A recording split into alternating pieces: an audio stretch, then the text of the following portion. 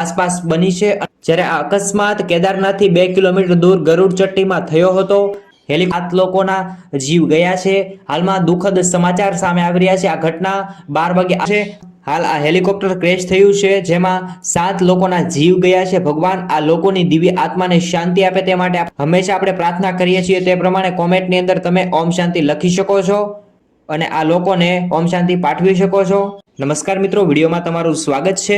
આજે 12 વાગ્યાની આસપાસ કેદારનાથમાં એક દુઃખદ ઘટના બની છે। હેલિકોપ્ટર ક્રેશ થવાને કારણે હેલિકોપ્ટર ક્રેશ થવા પાછળનું એક કારણ ખરાબ હવામાન હોવાને કારણે માનવામાં આવી રહ્યું છે। અને ઉત્તરાખંડના મુખ્યમંત્રીના વિશેષ મુખ્ય સચિવ અભિનવ કુમારે હેલિકોપ્ટરની દુર્ઘટનામાં પાયલોટ સહિત 7 લોકોના મોતની પુષ્ટિ કરી છે।